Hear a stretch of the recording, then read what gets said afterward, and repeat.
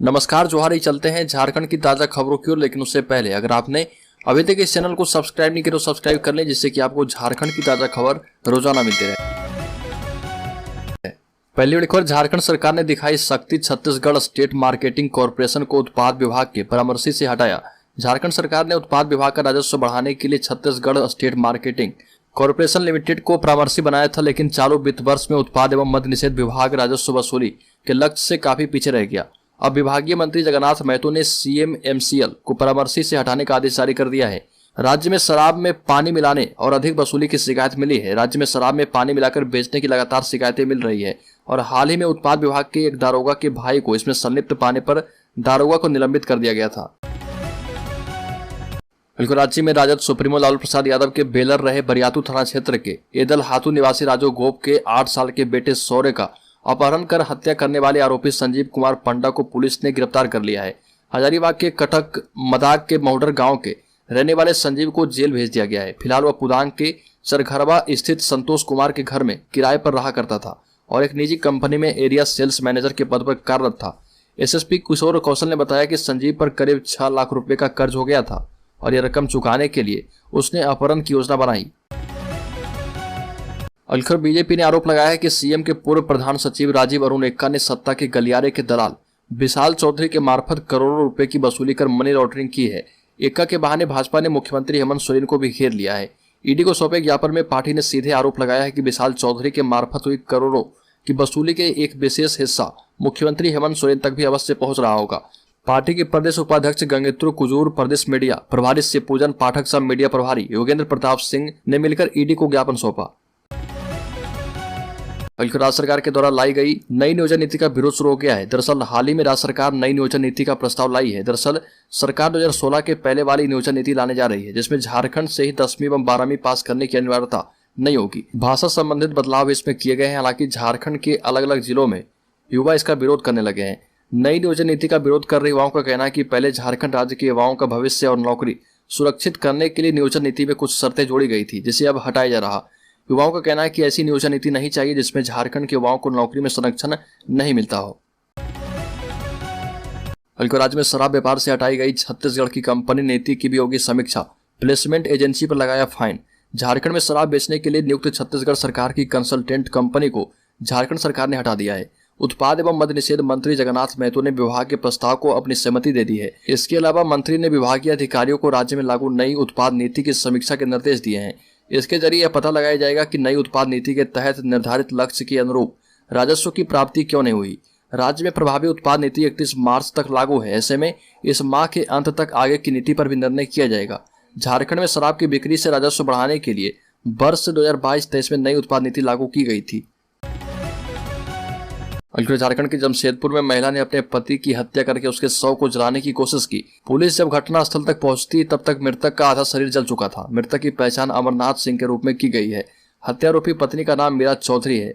मामला जमशेदपुर के उलीडी थाना क्षेत्र अंतर्गत न्यू सुभाष कॉलोनी का है। घटना के संबंध में मिली जानकारी के मुताबिक न्यू सुभाष कॉलोनी में रहने वाले लोगों ने तेज बदबू महसूस की। लोगों ने जब उस घर में जाने का प्रयास किया तो महिला विरोध करने लगी और वह पड़ोसियों से भिड़ गई। इस बीच किसी ने पुलिस को सूचित कर दिया। मौके पर पहुंची पुलिस जब दरवाजा तोड़कर अंदर घुसी तो अमरनाथ का शव पेट के बल पड़ा था। शरीर का आधा हिस्सा जला था और वहां पर रखी वॉशिंग मशीन भी जल गई थी। झारखंड के लोग होली में गटक लिए 70 करोड़ की शराब। राजधानी वासी सबसे अधिक शौकीन। झारखंड में 1 से 7 मार्च तक लगभग 139 करोड़ रुपए की शराब की बिक्री हुई। इसमें 1 से 5 मार्च तक 69 करोड़ एवं 6 एवं 7 मार्च को 70 करोड़ रुपए की शराब की बिक्री हुई। एक सप्ताह के अंदर जितनी शराब की खपत हुई इसमें 2 दिन में भी आधी शराब बिकी है। 6 मार्च को 26 करोड़ एवं 7 मार्च को 44 करोड़ की शराब की बिक्री हुई। होली के मौके पर 2 दिनों में 70 करोड़ रुपए की शराब की बिक्री हुई है और इसमें सबसे अधिक लगभग 12 करोड़ रुपए की शराब की बिक्री सिर्फ रांची जिले में हुई। राज्य में IAS राजीव अरुण एक्का से 100 कॉज की तैयारी, जल्द भेजा जाएगा नोटिस। मुख्यमंत्री हेमंत सोरेन के पूर्व प्रधान सचिव राजीव अरुण एक्का को 100 कॉज करेगी टीम और उनसे विशाल चौधरी के कार्यालय में कथित रूप से किए गए सरकारी फाइलों के निष्पादन से संबंधित वीडियो पर स्पष्टीकरण पूछा जाएगा। कार्मिक विभाग इसकी तैयारी कर रहा। 1-2 दिनों में श्री एक्का को नोटिस भेज दिया जाएगा। मालूम हो कि वायरल वीडियो में दावा किया जा रहा कि श्री एक्का सरकारी फाइलों का निष्पादन बाहरी व्यक्ति के कार्यालय में कर रहे।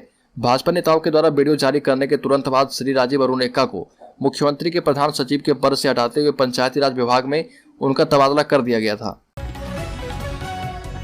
झारखंड के प्रवासी श्रमिक तमिलनाडु में है सुरक्षित। झारखंड सरकार श्रमिकों की सुरक्षा के लिए प्रतिबद्ध है। झारखंड श्रम विभाग ने कहा है कि दुमका और रांची के भी प्रवासी श्रमिक अन्य दिनों की तरह काम कर रहे हैं। इन्हें किसी तरह की परेशानी का सामना नहीं करना पड़ रहा, किसी ने इनके साथ मारपीट नहीं की और न ही हिंदी भाषी होने पर अपमान का सामना करना पड़ रहा। परिवार वाले और शुभचिंतक निश्चिंत रहे, हम सुरक्षित हैं। और ये बातें मुख्यमंत्री के निर्देश पर तमिलनाडु गए श्रम विभाग के प्रतिनिधिमंडल से तिरुपुर, कोयम्बटूर, चेंगुलपेट, कांचीपुरम आदि जगहों से बातचीत के बाद प्रवासी श्रमिकों ने साझा किए।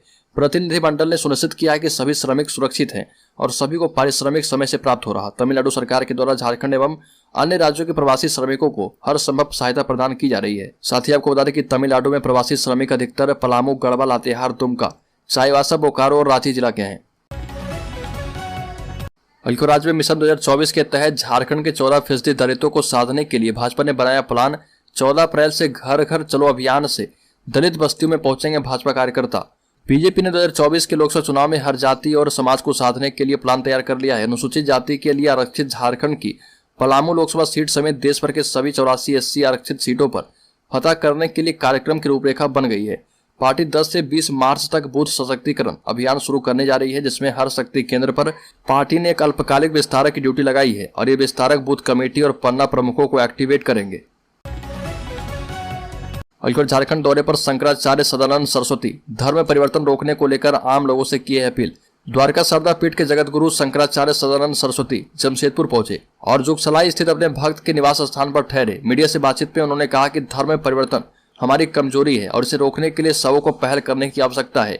ये भी कहा कि देश की सरकार ने मुश्किलों में कई अच्छे काम किए हैं, अभी और काम करने की आवश्यकता है। शंकराचार्य सदानंद सरस्वती जुगसलाई स्थित एक भक्त के यहाँ पहुंचे थे, जहां उनके आने की खबर पाते ही अन्य भक्तों का तांता लग गया। राज्य के गिरिडीह जिले के एक गांव में छापेमारी के बाद पब्लिक और पुलिस में झड़प हो गई। इस घटना में पथराव हुआ तो पुलिस की तरफ से हवाई फायरिंग भी की गई। घटना में कईयों को चोट आई है। गिरिडीह में शराब को लेकर छापेमारी के बाद पुलिस और पब्लिक के बीच विवाद हो गया। विवाद बढ़ा तो बात नोकझोंक से पथराव तक जा पहुंची। स्थिति अनियंत्रित भी हो गई। ऐसे में पुलिस को हवाई फायरिंग भी करनी पड़ी। यह पूरा मामला बिरदीन थाना इलाके की जनता जरीडीह का है। इस घटना में जरीडीह के मुखिया टिकैत राजमणि सिंह और उसकी पत्नी पूर्व मुखिया रंजना सिंह समेत दोनों पक्ष के लगभग 1 दर्जन लोग चोटिल बताए जा रहे हैं। 24 मार्च को होने वाली मैट्रिक इंटर की परीक्षा की तिथि बदल गई। जैक बोर्ड के द्वारा आयोजित की गई मैट्रिक और इंटर की परीक्षा की तिथियों में बड़ा बदलाव किया गया है। दरअसल 24 मार्च को होने वाली परीक्षा दूसरे दिन आयोजित की जाएगी। दरअसल 24 मार्च को आदिवासियों के सबसे बड़े त्योहार सरहुल का आयोजन होना है और उस दिन परीक्षा को लेकर छात्रों में असमंजस की स्थिति थी। वहीं विपक्ष ने भी इसे मुद्दा बना लिया था। जैक बोर्ड ने सरहुल के दिन 24 मार्च को होने वाली मैट्रिक और इंटर की परीक्षा की तिथि बदल दी है। मैट्रिक की 24 मार्च को होने वाली परीक्षा 25 मार्च एवं इंटर की परीक्षा 5 अप्रैल से होगी और 24 मार्च को मैट्रिक के गणित और इंटर के भूविज्ञान, व्यवसायिक अध्ययन और मनोविज्ञान की परीक्षा होनी थी। बीजेपी विधायक दल के नेता बाबूलाल मरांडी ने भी कहा था कि जिस दिन सरहुल का पर्व है उस दिन मैट्रिक और इंटर की परीक्षा आयोजित करना गलत है और इसमें बदलाव की मांग की गई थी। राज्य में धनबाद जिले के 19 मॉडल स्कूलों में संविदा पर 182 शिक्षकों की नियुक्ति के लिए आवेदन की अंतिम तिथि 8 मार्च को खत्म हो गई है। शिक्षक नियुक्ति के लिए शाम तक डाक से 8053 आवेदन प्राप्त हुए हैं। अब और भी आवेदन स्वीकार किए जाएंगे या नहीं, इस मामले में नियुक्ति सेल को DSC के आदेश का इंतजार है। इस कारण आवेदकों की संख्या बढ़ेगी या फिर यही रहेगी, इस संबंध में जल्द ही निर्देश जारी किया जाएगा। आपको बताते चले कि 182 पदों में 32 पद +2 हाई स्कूलों के लिए एवं 150 पद हाई स्कूलों के लिए हैं। प्राप्त आवेदन की तरह अब विषयवार स्क्रूटनी की जाएगी। राज्य में 50,000 शिक्षकों की नियुक्ति होगी। TET पास को मिलेगी चयन में प्राथमिकता। राज्य में नई नियोजन नीति लागू होने के बाद जल्द ही 50,000 शिक्षकों की नियुक्ति होगी और TET वाले को इसमें लाभ मिलेगा। झारखंड में 50,000 शिक्षकों की जल्द बहाली ली जाएगी और इसमें टेट में पास लोगों को प्राइमरी तौर पर रखा जाएगा। हालांकि राज्य में नई नियोजन नीति को लेकर विरोध शुरू हो गया है, लेकिन सरकार अब इसमें कुछ खास बदलाव नहीं करेगी। 2016 वाली नियोजन नीति को लेकर ही सरकार आगे बढ़ेगी। 1932 के खतियान के आधार पर यह बहाली होगी या नहीं, इस पर भी मंत्री ने कहा कि फिलहाल टेट पास हुए लोगों को पहले इसमें लिया जाएगा और उसके बाद आगे और भी लोगों की बहाली ली जाएगी। राज्य में 11वीं JPSC सिविल सेवा परीक्षा अप्रैल तक लेने की हो रही तैयारी। झारखंड लोक सेवा आयोग के द्वारा 11वीं सिविल सेवा परीक्षा वर्ष 2023 में मार्च या अप्रैल में ली जा सकती है। इसके लिए कार्मिक विभाग जनवरी फरवरी 2023 में लगभग 350 पद आयोग को भेज चुका है। कार्मिक विभाग के पास अब तक लगभग 40 पद मिले हैं। संभावना यह भी है कि कैलेंडर को अप टू डेट करने के लिए 11वीं और 12वीं सिविल सेवा परीक्षा एक साथ ली जा सकती है। 7वीं से 10वीं सिविल सेवा परीक्षा 2020 में पूरी हो गई है। इस आधार पर 11वीं सिविल सेवा परीक्षा वर्ष 2021 में होनी चाहिए थी, लेकिन 2023 मार्च आ चुका है और राज्य सरकार के नियम के मुताबिक अब सिविल सेवा परीक्षा वर्ष के आधार पर जानी जाएगी। बल्कि राज्य में सिपाही बहाली में खाली सीटों पर नियुक्ति मामले में सुप्रीम कोर्ट ने झारखंड सरकार एवं जेएसएससी को किया नोटिस जारी।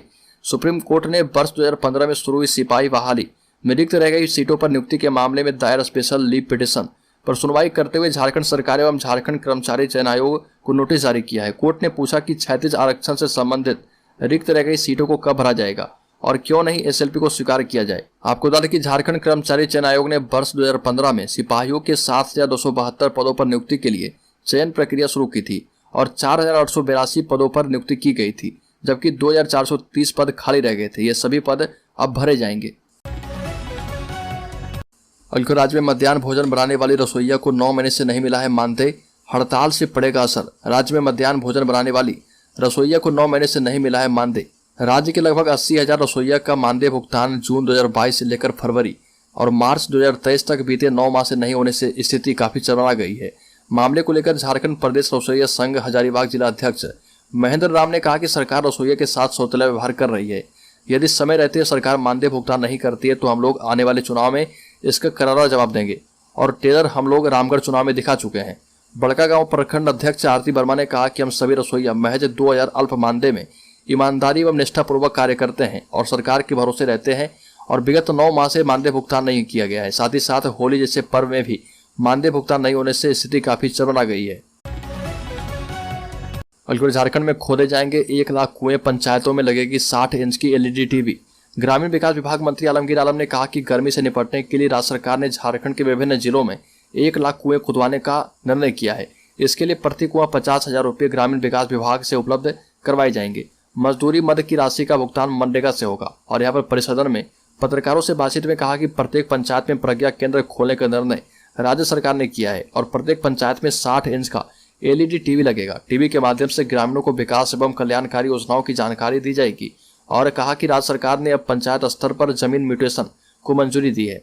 इस काम के लिए सप्ताह में कम से कम 1 दिन राजस्व कर्मचारी पंचायत भवन में बैठेंगे। और ग्रामीण विकास मंत्री आलमगीर आलम ने यह भी कहा कि सरकार का प्रयास है कि किसी भी पंचायत से 30-35 मिनट के भीतर वहां के ग्रामीण ब्लॉक मुख्यालय तक पहुंचा जा पाए।